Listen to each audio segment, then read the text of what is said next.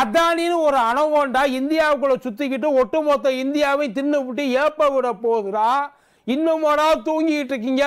எந்திரிங்கடா, எந்திரிச்சு ஏதாவது செய்யுங்கடா, உங்களை நீங்க காப்பாத்திக்கங்கடா அப்படின்னு ஒருத்தன் சொன்னா அதுல என்ன விஷயம்னு ஆராயாம அப்படியே ராக்கெட்டை ராகுல் பக்கம் திருப்பிட்டாங்க. இந்தியாவுக்கு எதிரான தீய சக்தி நீ வந்துட்டேன் ஒட்டுமொத்தமா. இதுக்கு முழுக்க முழுக்க காரணம் ராகுல் காந்தி. எது? அதானி ஆட்டையை போட்டதுக்கு இல்லை, ஹிண்டன்பர்க் அதானி ஆட்டையை போட்டான்னு காட்டி கொடுத்தான்ல, அதுக்கு காரணம் ராகுல் காந்தி. அதுல முக்கியமா ஒரு ஆள் என்ன கூவுச்சுன்றிய கொங்கனா ரணாவத்து அடுத்தவனை பர்சனலா திட்டி அவனை அடிக்கிறதே அரசியல்னு நினைச்சுக்கிட்டு இருக்க அந்த ஆத்தா. வலியக்க வந்து நம்ம சும்மா தான் போயிட்டு இருந்தோம். வலியக்க வந்து குடுமையை குடுமையை நம்ம கையில கொடுத்து என் குடுமையும் கொஞ்சம் ஆட்டி விளையாடுங்களே அப்படின்னு கெஞ்சி கேட்குது. நம்ம என்ன பண்றது? பாவம், கொஞ்ச நேரம் ஆட்டி விளையாடுவோமா கங்கனாவை?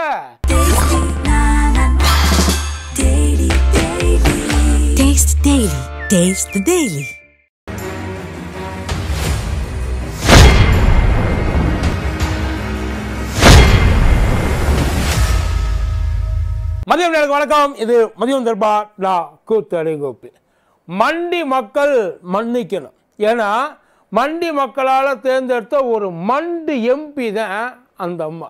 நல்ல நடிகை, அதில் எந்த விதமான குறைபாடு கிடையாது. ஆனால் எந்த இடத்துல நமக்கு திறமை இருக்கோ, எந்த இடத்துல நம்ம திறமையை காட்ட முடியுமோ அந்த இடத்துல காட்டி பேர் வாங்குறது பெருமை. ஆனால் சம்பந்தமே இல்லாமல் என்ன ஏதுன்னு கொஞ்சம் கூட தெரியாமல் எதையாச்சும் பேசிட்டா இப்படித்தான் பேசுவாங்க எல்லாரும். இன்னும் சொல்ல போனோம்னா எனக்கு தெரிஞ்சு இந்த மாதிரி பேசுனதுக்கு தான் நல்லா பொலர்னு வச்சாங்க. நல்லா அப்பள மாதிரி பொறிஞ்சு போய் கடந்துச்சு. அந்த பிள்ளைக்கு வேர்ல்டு ஃபுல்லாக பாராட்டு விழா நடத்துனாங்களே.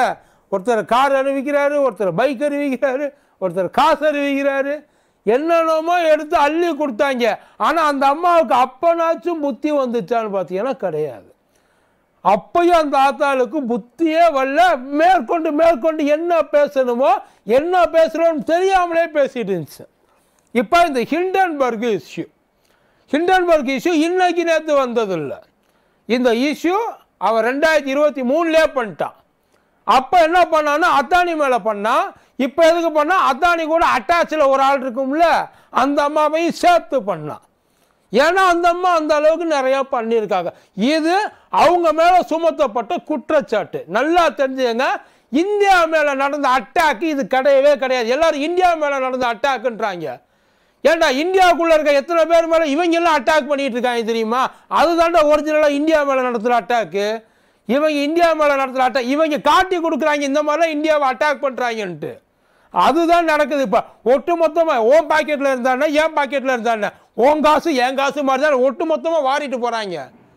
அந்த மாதிரி உன்னை ஏமாற்றி உங்ககிட்ட இருந்து ஒவ்வொன்றையும் பிடிக்கிட்டு போகிறான்டா. அவன் நியாயமாக நமக்கு நல்லது தான் பண்ணியிருக்கான். ஆனால் ஒருவேளை இந்த நல்லது ராகுல் காந்தி துணையோடு நடந்து அது நல்லது தான்ப்பா, அது நல்லது தான். நீங்கள் தான் கேட்க மாட்டிய, நீங்கள் தான் ஒன்றத்தையும் செய்ய மாட்டீங்கல்ல. ராகுல் காந்தி பக்கம் அப்படியே திருப்பிட்டாங்க. இதுக்கும் காங்கிரஸ் தான் காரணம், எல்லாத்தையும் இதுக்கு முன்னாடி நேரு காரணம், அது காரணம், இந்திரா காந்தி காரணம்னாங்க. இப்போ வந்துட்டாங்க, ராகுலுக்கு வந்துட்டாங்க. ராகுல் தான் காரணம், அவரால் தான் இந்தியா நாசமாக போச்சு. ஆமாம், இவங்களால இந்தியா ஓஹோன்னு வளர்ந்து நிற்குதுல. 89 கோடி பேரை போய் கேட்டால் தெரியும். இன்னும் 30 கோடி பேர் பின்னாடி நிற்கிறான். அவனும் பெரிய ஆளாக வரும்போது தெரியும் இந்தியாவுக்கு இவங்கெல்லாம் என்ன பண்ணாங்கன்ட்டு. ஒட்டு மொத்தமாக என்னைக்காச்சும் ஒரு நாளைக்கு உண்மை வெளியில் தெரியாமலாம் இருக்காது சார். எவன் கூட இருந்து என்னென்ன பேக்கப் பண்ணா எல்லாம் செஞ்ச. இப்போ எதுக்கு அந்த பக்கம் திருப்புறாங்க? நேராக ஹிண்டன்பர்க்கு போக வேண்டியது தானே. ராகுல் காந்தி அறுக்க விட்டாரு.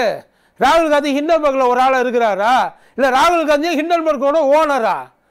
ராகுல் காந்தி துணையோட பண்ணாரு. ராகுல் காந்தி எதிர்கட்சி ஒன்றுமே இல்லாத எதிர்கட்சி தலைவர்ப்பா. அவருக்கு ரொம்ப மினிமல் பவர், ரொம்ப ரொம்ப ரொம்ப மினிமல் பவர். இவருக்கு ராகுல் காந்திக்கு இதுக்கு ஏதாச்சும் ஒரு சின்ன இடத்துல சம்பந்தம் இருக்கு, நிரூபிங்களடா அப்படின்னு கேட்குறாங்க சார். நிரூபிங்க, நீ நிரூபிச்சிரு, அதுக்கப்புறம் பார்த்துக்கலாம். ராகுல் காந்தி கிட்ட அப்ரூவ் வாங்கினாங்க, இப்படியெல்லாம் அதானியை நம்ம அசிங்கமாக பேசலாமா? இப்படியெல்லாம் செபியை நம்ம செம்மையாக திட்டலாமா? செபி ஓனரை இந்த மாதிரி நம்ம எழுதலாமா? எங்கே இதெல்லாம் எதையாச்சும் ராகுலோட உட்காந்து டிஸ்கஸ் பண்ணாங்களா? ஹிண்டன்பர்க்லேருந்து இவருக்கு ஏதாவது ரகசிய மீட்டிங் எங்கேயாவது நடந்துச்சா? இப்போ இதுக்கு ராகுல் காந்திக்கு என்ன சம்மந்தம்? சொன்னது அதானிய, ஆமா இல்லை, ரெண்டே வார்த்தை முடிஞ்சு போச்சு. சம்பந்தம் இருக்கு, சம்பந்தம் இல்லை, ஆதாரம் இருக்கு, ஆதாரம் இல்லை. அவர் பண்ணாரு பண்ணல நிரூபிக்க வேண்டியது அவ்வளவுதானே. ஒட்டுமொத்தமாக அப்படியே கூட்டத்தோட இந்த ரக்பி பார்த்துருக்கீங்களா, அப்படியே மேலே வந்து விழுவாங்க. எது பண்ணாலும் ராகுல் மேலே வந்து விழுகிறாங்க சார்.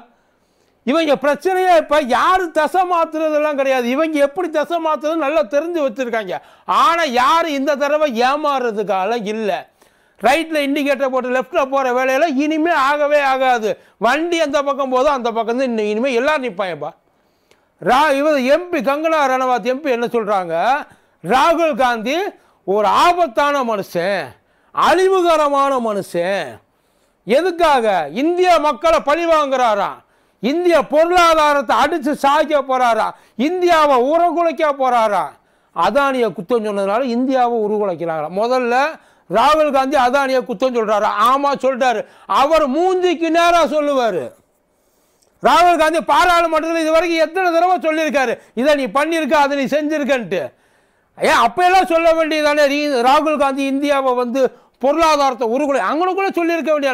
ஹிண்டன்பர்க் ஒருத்தன் ஆதாரத்தோடு அடிச்சுன்னு இருக்கிறான். ஒரு பேச்சு கேட்குறேன், வெளிநாட்டுக்காரனை நீ கேட்க வேண்டாம்ப்பா, வெளிநாட்டுக்காரனை நீ நம்பவே வேண்டாம். சிஏஜி உள்ளூர்காரன் தானே, உள்ளூர்காரன் தானே அவன் சொல்கிறான். அதான் ஒரு டனல் ப்ராஜெக்ட், அந்த டனல் ப்ராஜெக்டை எடுக்கணும் அப்படின்னா அதுக்கு அந்த இண்டஸ்ட்ரியில் குறைஞ்சபட்சம் சில பல எக்ஸ்பீரியன்ஸ் இருக்கணும். இவன் இந்த விதமான ஒர்க்கில் எக்ஸ்பர்ட்டு தான் அப்படின்ற ஆளுகளுக்கு மட்டும்தான் அந்த ப்ராஜெக்டையே டெண்டரையே கொடுப்பாங்க. ஆனால் அதுக்கு அதானி கம்பெனிக்கு எந்த சம்பந்தமும் இல்லை. அப்புறம் எப்படி அந்த டெண்டர் அதானி கைக்கு போச்சு அப்படின்னு ஒரு கேள்வியை சிஏஜி கேட்குது. இதுக்கு என்ன போய் சொல்லுவேன்? இதுக்கு என்ன போய் சொல்லு? இதுக்கு போய் சொல்லு. அதையெல்லாம் விட்டுட்டாங்க. அவர் தான் காரணம், நாட்டு மக்களை பழிவாங்குகிறார், அவரோட உதவியோட தான், அவரோட ஆசையோட தான் ஹிண்டன்பர்க் அத்தனையும் அதானியை பற்றி தப்பு தப்பாக பேசிட்டான். நீ என்னைக்கு எதிர்கட்சியாக தான் இருப்ப, உன்னால் வந்து பிரதமரெல்லாம் ஆகவே முடியாது. நாட்டு மக்கள் நல்லா வாழ்றது இந்தியாவோட பெருமையையும் இந்தியாவோட வளர்ச்சியையும் உன் கண்ணுக்கு முன்னாடி நாங்கள் பண்ணி காட்டுவோம். உங்களோட அந்த A1 A2 இந்தியாவோட வளர்ச்சி நினச்சின்னா அந்த இந்தியா வளர்ச்சி எங்களுக்கு தேவையில்லை. ஆஸ் எ இந்தியன் சிட்டிசனாக சொல்கிறோம், அந்த வளர்ச்சி எங்களுக்கு தேவையில்லை. அப்படி ராகுல் காந்தி அந்த A1 A2 எந்த A1 A2 இந்தியாவை நீங்கள் நினைக்கிறீங்களோ அந்த A1 A2 அவர் அடித்து அப்படிப்பட்ட இந்தியாவை ஒழிக்கிறாலும் அதை நாங்கள் வரவேற்கிறோம். கண்டிப்பாக அதுதான் எங்களுக்கு வேண்டும். ஏன்னா எல்லாமே ஒரே ஆள்கிட்ட போயிட்டு உட்கார்ந்துருக்கணுன்ற எண்ணம் அவருக்கு கிடையாது. எல்லாருக்கும் எல்லா வேணும். முக்கியமாக ஏமாத்திரவன் எவனாக இருந்தாலும் ஏமாத்திரவை கொண்டாந்து முன்னாடி நிப்பாட்டணும். ராகுல் காந்தி ஒரு வீடியோவே போட்டிருக்காரு. இதை சொல்ல வேண்டியது என் கடமை sir, leader of opposition party. நான் உங்களுக்கு இதை சொல்லியே ஆகணும். ஏன்னா என்டையராக எவனாச்சும் ஒருத்தன் தப்பு பண்ணலாம், ஆனால் தப்பே பண்ணக்கூடாதுன்னு நினைக்கிறேன். ஒரு இடத்துல உட்காந்துருக்கான் பார்த்தீங்கன்னா, எல்லாத்தையும் பார்க்குறவன் எந்தெந்த இடத்துலலாம் தப்பு நடக்குதுன்னு, அவன் தப்பே பண்ணக்கூடாது. அதைத்தான் அவரும் சொல்கிறாரு. அவர் சொல்கிறது தப்பு. இந்த மன்னன் படம் பார்த்துருக்கீங்களா? அதில் அழகாக ஒரு வார்த்தை தலைவர் சொல்லுவார் விஜயசாந்தியை பார்த்து, இந்த உலகத்திலேயே நீ ஒருத்தி தான் பொம்பளை நினச்சின. ஏன்னா அந்த பொம்பளை பயங்கரமான திமுரு பிடிச்ச பொம்பளை, மரியாதை தெரியாத பொம்பளை, கொஞ்சம் கூட பொம்பளையாக இருக்க தகுதியே இல்லாத ஒரு பொம்பளை. அதாவது எப்படின்னா அந்த கேரக்டரிஸ்டிக் பேஸில் அப்படிப்பட்ட உனக்கு நான் மரியாதை கொடுக்கலன்னு நினச்சேன்னா நான் பொம்பளைங்களை மதிக்காதவனாகவே இருந்துட்டு போகிறேன். கிட்டத்தட்ட அதே டைலாக் தான் இப்போ கங்கனாவுக்கும். என்ன பிரச்சனை, ஏது பிரச்சனை, அதில் உள்ளுக்குள்ள என்ன இருக்குது, யார் சம்மந்தப்பட்டிருக்கா, எவன் எங்கேருந்து அடிக்கிறான், இதுக்கும் உண்மையிலே அடியில் ஆரம்பித்த இடத்துக்கு என்ன இருக்குது, அவன் தான் தெளிவாக ஆதாரத்தோடைய போடுறான்னு.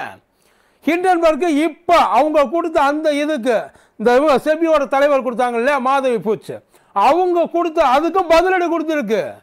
அவன் கொடுத்துருக்கான். நல்லா தெரிஞ்சுக்க, இங்கே இருக்கிற யாரும் இந்தியாவுன்னு இல்லை, எந்த ஒரு நாட்டில் இருக்க எவனோ அந்த நாட்டுக்கு எதிராக பேச மாட்டான். எவன் பேசுனாலும் அந்த நாட்டுக்கு நல்லதாக தான் பேசுவான். அப்படி நல்லது பேசுறது உங்களுக்கு நல்லதா பண்ணலாம். இது நாட்டுக்கு நல்லதா கெட்டதா? ஊழல் செய்கிறது சரியா தப்பா? மக்களை ஏமாத்துறது சரியா தப்பா? அப்படி ஒருவேளை அதெல்லாம் உங்களுக்கு தப்பு இல்லை சரின்னு வந்துச்சுன்னா அப்போ நாங்கள் தப்பாகவே இருந்துட்டு போவோன்ற. அப்படிப்பட்ட ஒரு நாட்டுப்பற்று எங்களுக்கு தேவையில்லைன்ற. உசுரா கொடுத்து ஒரு கொலைகாரனை காப்பாற்றணும், உசுரா கொடுத்து ஒரு கொள்ளைக்காரனை காப்பாற்றணும். அதான் சொல்லுவாங்க, ஃப்ரெண்டே தப்பு பண்ணாலும் முதுகில் குத்துனவன் நண்பனாக இருந்தாலும் சொல்லக்கூடாதுன்னு சொல்ல முடியாது. குத்துனது ஏன் முதுகில் எனக்கு தானே வலிக்கும். நான் கேட்பேன், நான் சொல்லத்தான் செய்வேன், அவனுக்கு ஆப்போசிட்டாக நிற்கத்தான் செய்வேன். அவனுக்கு எதிராக ஏறினா என்னை ஆன்டி இண்டியன் நீ சொல்லுவியா? இப்போ எங்கள் சைடில் அது பார்க்குறப்போ உங்கள் எல்லாரையும் தான் ஆன்டி இண்டியன் மாதிரி எங்களுக்கு தெரியுது. எந்த ஒரு இதுக்காக அவரை நீங்கள் இவ்வளோ தூரம் காப்பாற்றிக்கிட்டு இருக்கீங்க? எதுக்காக காப்பாற்றுறீங்க? அவன் கேட்குற ஹிண்டன்பர்க்கு கேட்குறா, இந்த 2017 2022 வரைக்கும் அவங்க ஷேரை மாற்றுறதா சொன்னாங்க. அவங்க பேரில் எந்த விதமான ஒரு ஷேரும் இல்லைன்னு சொன்னாங்க. ஆனால் முழுக்க முழுக்க அவங்க பேரில் தான் இருந்திருக்கு. சிங்கப்பூரில் இருந்ததும் சரி, இந்தியாவில் இருந்ததும் சரி. 2022 தலைவர் ஆனதுக்கப்புறம் தான் மாற்றினாங்க. ரெண்டாவது அந்த கன்சல்டிங் ஆஃபீஸ் ஒன்று, அந்த அகோரா கன்சல்டிங் ஆஃபீஸ். அந்த அகோரா கன்சல்டிங் ஆஃபீஸில் நாங்கள் எல்லா செயல்பாடையும் முடக்கிட்டோன்ட்டாங்க. ஆனால் இன்னைய வரைக்கும் அந்த அகோரா கன்சல்டிங் ஆஃபீஸு ஏர்னிங் பண்ணிட்டு தான் இருக்குது, இன்கம் வந்துட்டு தான் இருக்குது. லாஸ்ட் இயரில் கூட அது நடந்திருக்கு. எப்படி அது நடந்துச்சு?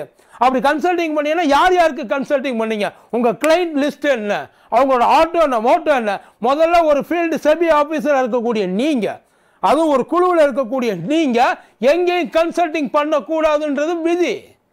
இப்படி ஒட்டு மொத்தமாக எல்லா விதியையும் ஒன்றுமே இல்லாமல் மிதின்னு மிதிச்சுட்டு போயிருக்காங்களே, அதை தாங்க கேட்குறாங்க. மிதிச்சது கூட பரவாயில்ல, இருக்கிறதா கட்டினா பரவாயில்ல, இருக்கிறத பெருசாக கட்டினா பரவாயில்ல. ஒன்றுமே இல்லாதது ஆஃப்ஷோர் அக்கௌண்ட் மூலியமாக அத்தனையும் மேலே ஏற்றி ஏற்றி ஏற்றி ஏற்றி ஏற்றி கண்ணுக்கு முன்னாடி அத்தனை பேரையும் கண்ணை திறக்க வச்சே கொள்ளையடிச்சிருக்காங்க சார். இந்த மாதிரி ஏமாறக்கூடாது. இது ஏமாந்துட்டோம். இது இந்தியாவுக்கு நல்லதாக கட்டுறதா? இந்தியாவுக்கு நல்லது. சில நேரங்களில் சில வழிகள் நம்ம பொறுத்து தான் ஆகணும். அதனால இதெல்லாம் கீழே போகுமா? இப்போ அவர் கேட்குறாரு கேள்வி, இப்போ இவ்வளோ தூரம் பண்ணுறிய, என்னைக்காச்சும் ஒரு நாளைக்கு ஒரு வேளை அவன் இழுத்து மூட்டு போயிட்டானா அந்த நட்டத்துக்கு எவன் காசு கொடுப்பான்? பிரதமர் கொடுப்பாரா? இல்லை செபியோட அந்த அவங்க கொடுப்பாங்களா, மாதவி கொடுப்பாங்களா, இல்லை அதானி கொடுப்பாரா? ஒரு நாள் இழுத்து மூட்டு போன கம்பெனிக்கு மஞ்சள் நோட்டீஸ் கொடுத்துட்டு போயிட்டாயா? இப்போ இந்த ஏர்லைன்ஸ்காரன் கேஎஃப் இருக்கார்ல போயிட்டான், ஏர் செல்லு போயிட்டாரு. இன்னும் எவ்வளோ கம்பெனி ஒரு வருஷத்துக்கு இழுத்து மூட்டு போகிறாங்க. எங்கள் கையில் ஒன்றுமே இல்லைன்னு ஒட்டு மொத்தமாக எல்லாருக்கும் நாமத்தை போட்டு போகிறாங்க. அவனுக்கெல்லாம் நீ காசு கொடுப்பியா? அதே மாதிரி தான் இதையும் கேட்குறாங்க. இதை ஒட்டு மொத்தமாக உட்காந்து அவர் என்ன கேட்குறாரு? நாடாளுமன்ற கூட்டுக்குழு கேட்குறாரு, ஜேபிசி கேட்குறாரு, ஜாயின்ட் பார்லிமெண்ட்ரி கமிட்டி. அந்த ஜாயின்ட் பார்லிமெண்ட்ரி கமிட்டியில் உள்ளே போக வேண்டியது தானே. அதில் நீங்கள் தான் அதை ரேண்டமாக மெம்பர்ஸை செலக்ட் பண்ணுவாங்க. அந்த ரேண்டமாக மெம்பர்ஸை செலக்ட் பண்ண அவங்க பண்ணிட்டு போகிறாங்க. என்ன எது கேட்டு கோர்ட்டு இன்வெஸ்டிகேட் பண்ண என்ன தப்பு? அவன் சேலஞ்சு பண்ணுறான், வேர்ல்டில் நீ எந்த கோர்ட்டுக்கு வேணாலும் நானும் வர்றேன், நீயும் வை நானும் வைக்கிறேன், பாப்போம் எது ஜெயிக்குதுன்ட்டு. அவன் இல்லாமலா பேசுவான்? இவ்வளோ பெரிய ஆள், ஒரு நாட்டோட ஐக்கான் அவர் Adani, Ambani and Adani is icon of India. அந்த ஐக்கான் ஆஃப் இந்தியாவை ஒருத்தன் அசைச்சு பார்க்குறான்னா அவன் ஆதாரம் இல்லாமலா பேசுவான்? என்ன ஏதுன்னு கேட்பான்ல. இவ்வளோ தூரம் உங்களுக்கு தோணுது இல்லை? இவ்வளோ தூரம் உங்களை அவமானப்படுத்திடலான்னு நினைக்கிறீங்களா? யாராச்சும் ஒருத்தர் ஆமாங்க எங்களை அவமானப்படுத்திட்டாங்க, இவன் மேலே நான் டிஃபர்மேஷன் கேஸ் போடுறேன், இவன் நிரூபிச்சுட்டானா அவன் என்ன சொன்னாலும் நான் கேட்குறேன், எங்கே பண்ணுங்க பார்ப்போம். அதை விட்டுவிட்டு ஓடி வந்துடுறாங்க ராகுல் காந்திக்கு. ஏன்னா ராகுல் காந்தி தானே ஈஸி. இதை பொலிட்டிசைஸ் ஆக்காதீங்க சார். இதை அரசியல் தயவு செய்து ஆக்காது. ஏன்னா நீங்கள் பண்ணுறது ஒவ்வொருத்தரோட வாழ்க்கையில், தனிப்பட்ட ஒவ்வொரு இந்தியனோட வாழ்க்கையில் விளையாண்டுக்கிட்டு இருக்கீங்க. இத்தனை பேரை ஏமாற்றி ஒருத்தன் சம்பாதிக்கிறதுக்காக, அவனை காப்பாற்றுறதுக்காக நீங்கள் உருட்ட ஆரம்பிக்காதீங்க. அவர் கேட்குற கேள்விக்கு போய் சொல்லுங்க. பர்சனல் அட்டாக் அவரை இப்போ நான் தெரியாமல் கேட்குறேன். இப்போ அவர் போய் சொல்கிறாரு, அவர் அழிக்கிறான்றீங்கள. இந்தியா எலெக்ஷன் அப்போ நம்ம ஐயா என்ன சொன்னார் ஞாபகம் இருக்கா?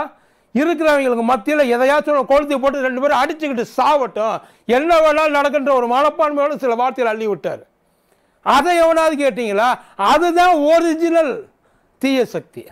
அவர் தான் இந்தியாவை அழிக்கிறதுக்கு தயாராக இருக்காரு. எப்படி வேணாலும் இருக்கட்டும், ஏன் பொழப்பு ஓடினா போதும், நான் அந்த சீட்டில் உட்கார்ந்தா போதும். இதுதான் அவரோட நினைப்பு. இதுக்கும் அதுக்கும் தேவையில்லாமல் முடிச்சு போடாதீங்க, ரொம்ப தப்பு. இதெல்லாம் சொன்னால் அதுக்கு ஏறுமான்னு கேட்குறீங்களா? ஏறவே ஏறாது கடைசி வரைக்கும். அது ஏன்னா அப்படி இருந்திருந்தால் அது என்னைக்கோ திருந்தி இருக்கும். ஏறக்கூடிய வயசும் இல்லை, அது ஏறக்கூடிய மண்டையும் இல்லை. எதுக்காக இவ்வளோ தூரம் பேசுகிறேன்னா, புரிஞ்சவங்க சில பேர் அந்த பக்கம் இருப்பாங்க, அவங்களுக்கு இது புரியட்டுன்றதுக்கா. நன்றி.